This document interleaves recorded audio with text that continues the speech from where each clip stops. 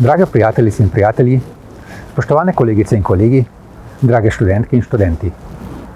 Po temeljitem razmisleku sem se odločil, da kandidiram za še en mandat na čelu naše največje univerze, Univerze v Ljubljani. Program, ki vam ga bom predstavil v naslednjih dneh, sem zasnoval podobno kot program pred 4 leti. Predvsem zato, da boste videli, da smo skupaj z izjemnimi sodelavkami in sodelavci izpolnili več kot 80% našega programa. Na to sem vsekakor ponosen. Verjamem, da je Univerza v Ljubljani danes odlična univerza, mednarodno prepoznavna in bolj prepoznavna v Sloveniji. Zagotavlja varno in uspešno delovno okolje in primeren prostor za študentke in študente. V zadnjih letih smo izvedli vrsto potrebnih sprememb. Uvedli smo več interdisciplinarnih študijskih programov in prvi v Sloveniji akreditirali doktorski študijski program umetnost. Preko zakona o raziskovalnem delu smo zagotovili dodatna sredstva za raziskovalno delo na Univerzi v Ljubljani, uvedli nov, sodoben, kvalitativen, mednarodno opet sistem ocenjevanja raziskovalnega dela in uvedli spodbude oziroma možnosti za mlade na začetku kariernih poti, kot so recimo zagonski programi. Da smo mednarodno prepoznavna univerza, dokazuje tudi to, da smo uspešno prestali evalvacijo finske agencije FINEK in s tem postali prva univerza v Sloveniji s takšnim mednarodnim pečatom odličnosti.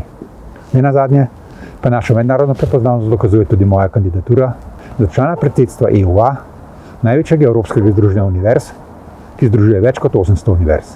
V zadnjem letu smo se veliko ukvarjali z pripravo novega zakona o visokem šolstvu, ki bo, če bo sprejeta v takšni obliki, kot je sedaj predlagana, ne le prinesel dodatno financiranje za univerze, temveč nam bo tudi zagotovil avtonomijo na številnih področjih.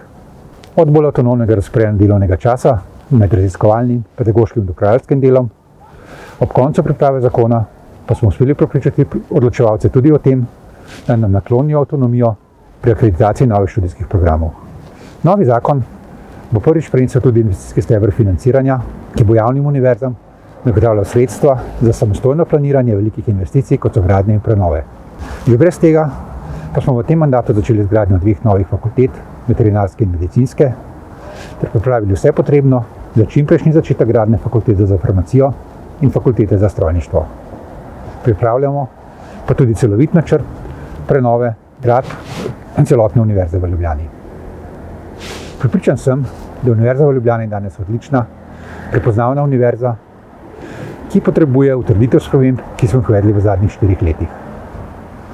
Menim, da potrebujemo v naslednjih 4 letih predvsem stabilnost vodenja, utrjevanje sprememb in zaradi tega sem se odločil, da ponovno kandidiram za rektorja Univerze v Ljubljani.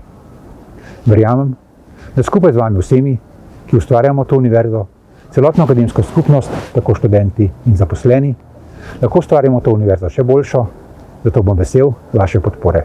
Najlepša hvala.